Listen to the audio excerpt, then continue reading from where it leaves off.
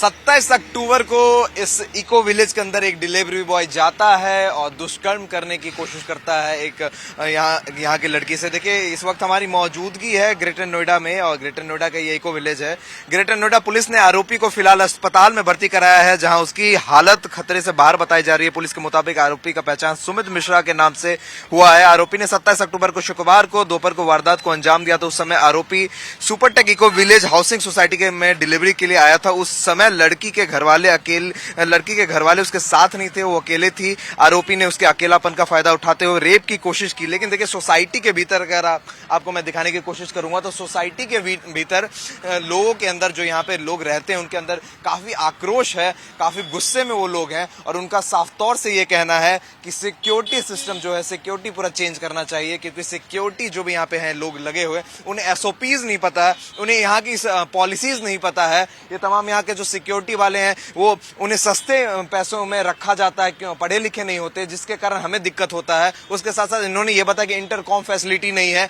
एक delivery boy 10 Amazon या किसी प्रोडक्ट के डिलीवरी यहाँ पे लेके आता है और वो डिलीवरी बॉय एक नाम पे 10 जगह यहाँ पे अंदर से जाता है और बताया जाता है कि बेसमेंट से आप डायरेक्ट जा सकते हैं, कोई रिसेप्शन पे जाने की जरूरत नहीं है। तो ये कहीं ना कहीं लैक है। और सवाल यहाँ पे ये भी उठता है कि जब लड़की ने वहां पे अंदर जब उसका दुष्कर्म करने की कोशिश की गई थी आरोपी के द्वारा, तो उन्होंने वहां पे चिल्लाया लड़की ने, तब लोग आए वहां पे।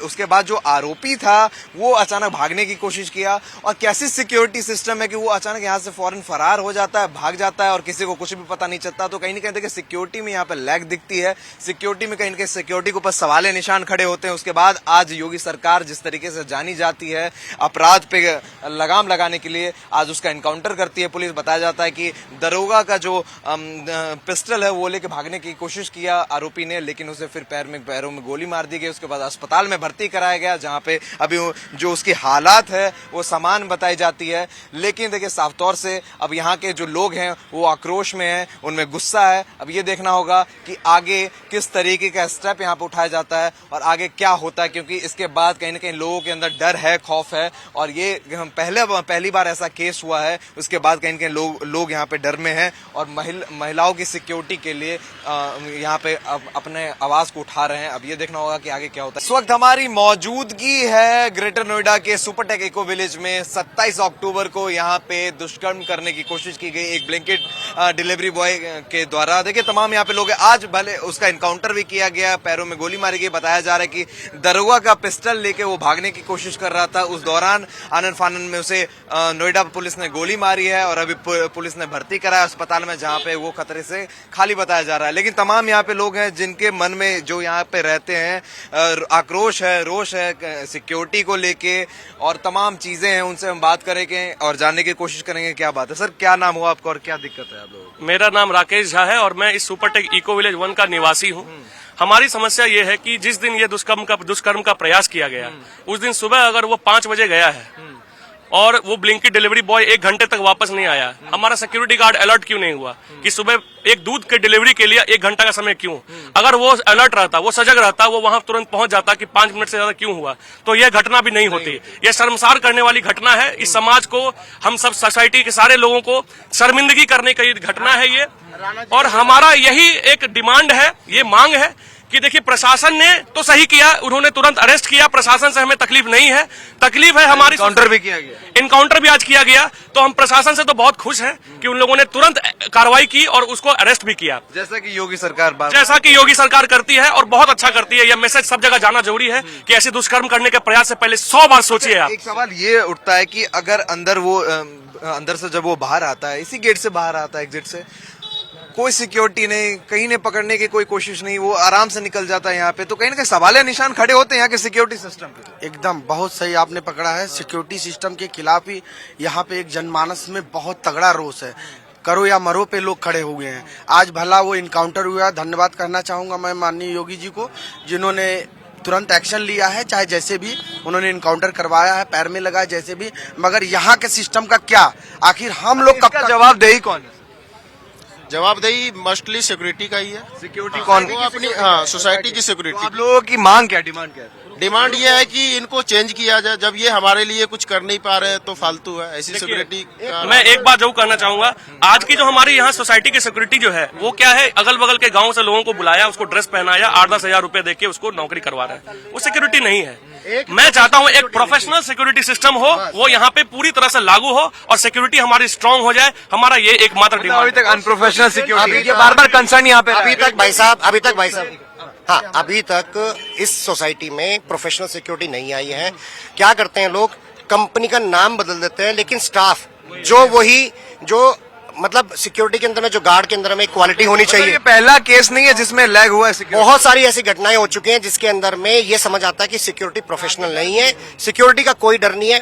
गार्ड मोस्टली टाइम यूट्यूब पे रील देखते रहते हैं। कोई आए कोई जाए, किसी से कोई मतलब नहीं है। थोड़ा बहुत उठ के देख लिया, अदरवाइज बैठे और फिर मोबाइल पे यूट्यूब चला दी। गार्ड्स प्रोफेशनल हो, एक एक चीज पे नजर हो, और जो इनका एक एसओपी होता है ना, एक सिक्योरिटी एजेंसी का, उस एसओपी के हिसाब से काम होना चाहिए। और भी लोग यहाँ पे, तमाम लोग ये भी कह रहे हैं कि एक ना पॉइंट रखना चाहिए, सेंटर पॉइंट। वहां पे डिलीवरी के जो भी, एक मिनट सर आ रहा हूँ आपके पास, वहां पे डिलीवरी बॉय आएगा, घर तक नहीं जाना चाहिए, अपार्टमेंट के पास में नहीं जाना चाहिए, नीचे लॉबी में उससे डिलीवरी जो भी लेना वो लेना चाहिए। क्या लगता है ये कदम उठाना चाहिए? देखिए, अभी जो हमारे एग्जिस्टिंग हालात हैं उसके हिसाब से हमारे कहते हैं ना, इमीडिएट एक्शन तो हमारा यही है। लेकिन जिस टाइम हमारे पास में ग्रुप 4 लेवल की सिक्योरिटी आएगी, जो वो सिस्टम लेके आएगी, मुझे लगता है हमें फिर उस टाइम सारे के सारे कौन से लेवल की सिक्योरिटी? अभी तो कोई लेवल माइनस लेवल। अभी जैसे इन्होंने बताया है कि किसी को भी पकड़ के वो गार्ड बना देते हैं। गार्ड के नाम पे वो मतलब जीरो है।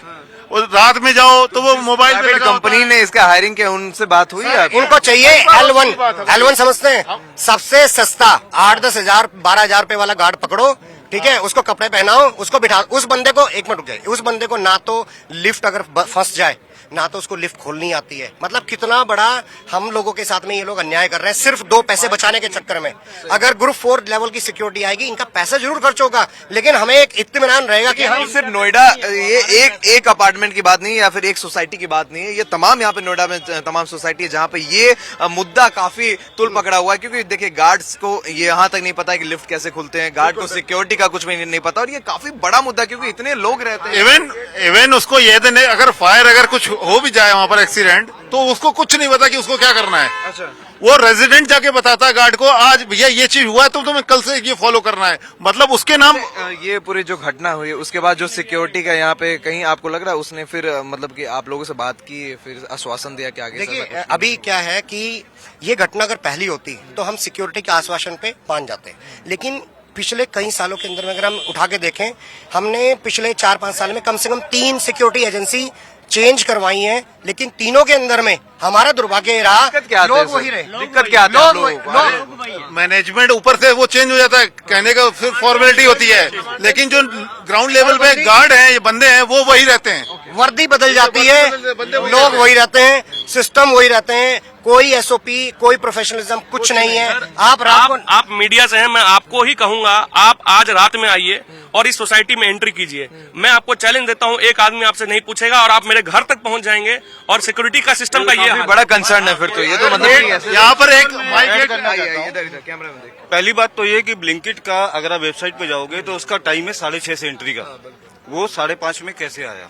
अच्छा, 5:30 में कैसे आया ब्लिंकिट सुबह में? हाँ, आप 5:30 में इसमें तो आप देखिए, इनका कहना है कि यहाँ पे 6:30 बजे इस पूरे सोसाइटी में एंट्री है ब्लिंकिट की या डिलीवरी की।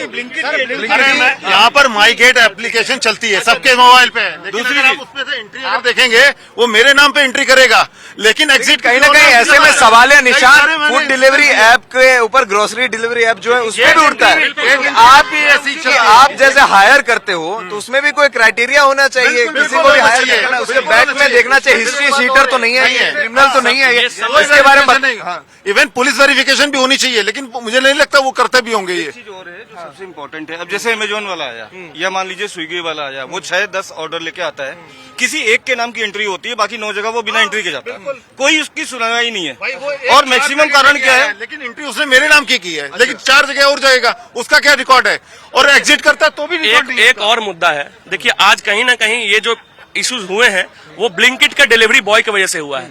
तो मेरा हम सबका एक रिक्वेस्ट इनसे भी है कि ब्लिंकिट जैसी कंपनी भी आगे आइए और आप तो इस मुद्दे को गंभीर से लीजिए और आगे ऐसी चीजें ना हो इसके लिए ब्लिंकिट जैसे जितनी भी डिलीवरीज कंपनी है उनको भी अपने एसओपीज को इम्प्रूव करना पड़ेगा। और साथ में ब्लिंकिट को ये भी करना पड़ेगा, जिस हमारी बिटिया के साथ में ये हादसा होने जा रहा था या हुआ, उसका कम से कम पूरा का पूरा मुआवजा ब्लिंकिट या प्रशासन दे, उसके बिना नहीं छोड़े। और इसके साथ बेसिकली ये हमारी जो सोसाइटी है बहुत बड़ी है, 8,000 से ज्यादा फ्लैट्स हैं इसमें, अभी 15 से 20,000 लोग स्टे करते हैं और इसकी जो सुरक्षा व्यवस्था बिल्कुल ध्वस्त है। इसके पहले एक क्वेसेस थी और इतने लोग यहाँ पे रहते हैं, अगर सुरक्षा और ये काफी नामी ये पूरा अपार्टमेंट यहाँ के सोसाइटीज हैं, तो ऐसे में कहीं ना कहीं सवाल निशान खड़े होते हैं। 30-40% फ्लैट्स में इंटरकॉम नहीं है। इंटरकॉम भी नहीं है यहाँ पे। इंटरकॉम में नहीं है, हमें बताना पड़ता। अरे इवन वहाँ फायर प्रोटेक्शन के नाम पे ना सेंसर है, कुछ नहीं है। अभी आप जाके पहले रहने जब आए होंगे आपको बताया होगा कि इसमें इंटरकॉम फैसिलिटीज भी हैं, सब कुछ सब मेंशन कुछ है, सब कुछ है। हम तक नहीं लगा, अभी तक नहीं लगा है। कितने साल से नहीं है, इसमें कुछ नहीं है। स्मोक सेंसर तक नहीं काम कर रहे हैं। कैमरे काम नहीं कर रहे हैं। कैमरे का एक मिनट, कैमरे भी काम नहीं कर रहे हैं बहुत जगह पे। सीसीटीवी प्रॉपर काम नहीं कर रहा है। फायर फाइटिंग के सिस्टम काम नहीं कर रहे हैं। अभी मुद्दे पे रहते हैं कि जो आपका एक गेट से आदमी आ रहा है डिलीवरी बॉय, वो एक एंट्री लेकर के 10 जगह जा रहा है। गार्ड पे जो टावर पे गार्ड चेक नहीं कर सकता है कि यहाँ पे मेरी एंट्री है कि नहीं है, जबकि ऐप में प्रोविजन होते हैं कि आप एंट्री करा रहे हैं, फिर आप देखेंगे कि एक पर्टिकुलर फ्लैट के लिए एंट्री है कि एक टावर में या 10 जगह वो जाकर के बांट रहा है। तो एक एंट्री करा करके आता है और 10 टावर में उसके बाद वो घुस रहा है। आकर गए हैं कि आज उसने एंट्री की, उसका एग्जिट कल आ रहा है मेरे पास नोटिफिकेशन। ये भी होता क्या है कि क्या गार्ड अंदर ही रह जाता है? अंदर रिकंसिलेशन होता ही नहीं है ना इनके मैनेजमेंट लेवल पे। एक्चुअली में क्या आप गार्ड लेवल पे जो बैठा है उसके लेवल ये तो काफी बड़ा वही मैं कह रहा हूँ, इसलिए पता ही नहीं चलता कि कौन एंट्री कर रहा है कौन नहीं कर रहा है। ये कंसर्न हम पहले भी कई बार रेज कर मैं ये पूछ रहा हूँ नॉर्मल सी चीज, इसका जवाबदेही कौन है? जवाबदेही कौन है? नीतीश अरोड़ा जी को हमने इसीलिए बुलाया है। वो कह रहे हैं कि नीतीश अरोड़ा जी हम आने की कोशिश कर रहे हैं, बट वो अभी तक नहीं आए हैं। तो सबसे बड़ा मुद्दा हम लोगों का है जो है सिक्योरिटी चेंज करने का, वो नीतीश अरोड़ा जी के सामने हमने बुलाने की कोशिश किया है। अभी तक फिलहाल नीतीश अरोड़ा जी नहीं आए हैं। उन्होंने कहा है कि हम 2-3 बजे तक आएंगे तो हम इस मुद्दे पे डिस्कशन करेंगे। लेकिन सबसे बड़ा मुद्दा है सिक्योरिटी। आप किसी भी गार्ड से पूछिए, उनको कोई एसओपी नहीं पता है। वो कहेंगे मैं आज ही आया हूं, मैं कल ही आया हूं। आप न्यूज चैनल अभी आपको लाइव है, आप किसी एक गार्ड को बुला लीजिए और उससे उसके दिन भर की ड्यूटी के बारे में पूछ लीजिए। He would not be able to explain कि उसको क्या, उसको एसओपी पता ही नहीं है, बेसिक उसको रिस्पॉन्सिबिलिटीज नहीं पता। वो प्रोफेशनल गार्ड्स नहीं होते हैं। प्रोफेशनल गार्ड्स रखेंगे उनको अपनी पैसे बचाने के लिए ये किया जाता है। अगर प्रोफेशनल गार्ड्स होते तो ये उनके सिर्फ यहाँ का हाल नहीं, पूरे नोएडा का यही हाल। देखिए, हाँ, पूरे नोएडा का तो मैं नहीं बता सकता, लेकिन हाँ हमारी सोसाइटी का तो ये नोएडा की बात नहीं कहेंगे, हमारी सोसाइटी है, यहाँ पर कहीं से भी कोई भी आ जा सकता है। यहाँ बेसमेंट में से जा करके पब्लिक टावर में जा रही है, बेसमेंट से पब्लिक जा रही है, वहाँ से कोई रिसेप्शन के बगैर भी वो किसी फ्लैट में जा सकता है बेसमेंट के थ्रू, क्योंकि नीचे कोई सेफ्टी है ही नहीं, सीधा लोग जा सकता है। तो देखिए, ये सुपरटेक इको विलेज में रहने वाले तमाम यहाँ के रिहायशी लोग हैं। इनका कहना है, इनका डिमांड है कि इंटरकॉम सर्विसेज लगाने चाहिए, सिक्योरिटी में बदलाव करना चाहिए, क्योंकि देखिए साफ तौर पे खुलेआम वो यहाँ पे वारदात को अंजाम देता है, यहाँ पे छेड़खानी करता है, अंदर दुष्कर्म करने की कोशिश करता है और खुलेआम यहाँ से निकल जाता है। फिर पुलिस उसे पकड़ती है, आज इनकाउंटर किया जाता है, उसका पैर में गोली मारा जाता है। लेकिन सवाल यहाँ पे खड़े होते हैं, इनका ये कहना है कि सिक्योरिटी गार्ड को कुछ पता नहीं है, एसओपीज नहीं पता है, इनको ये नहीं पता डिटेल। अमेजोन के या फिर जो भी डिलीवरी ऐप के यहाँ पे लोग आते हैं, जो अपना डिलीवरी यहाँ पे करने आते हैं, वो एक नाम पे 10 डिलीवरी अंदर करके जाते हैं और उसके जो लॉग इन करने के बाद लॉग आउट जो होता है कल होके होता है। बताया जाता है कि काफी परेशानी इंटरकॉम की सिक्योरिटी सर्विसेज की तमाम परेशानी है, जिससे इको विलेज की जो भी रिहायशी यहाँ के लोग हैं, स्थानीय लोग हैं, वो काफी परेशान है, चिंतित हैं। और ये वारदात के बाद तो और भी काफी परेशानी बढ़ी हुई है। तमाम जो भी आसपास के लोग, मैं अपने कैमरा पर्सन को पैन करके दिखाने की कोशिश करना चाहूंगा कि तमाम जो आसपास के लोग हैं सब नीचे यहीं पे मौजूद है। सुबह से ये प्रोटेस्ट कर रहे हैं, लगातार 3 दिनों से इनकी मांग है कि सिक्योरिटी को लेके थोड़ा एहतियातन बरतना चाहिए और सिक्योरिटी को चेंज करना चाहिए, पूरी तरीके से सिक्योरिटी चेंज करें और कहीं ना कहीं हर जगह इंटरकॉम लगाया जाए। ये कहना है यहाँ के लोगों को। कैमरा पर्सन केसर के साथ मैं ऋषभ सिंह, इंडिया डेली, नोएडा।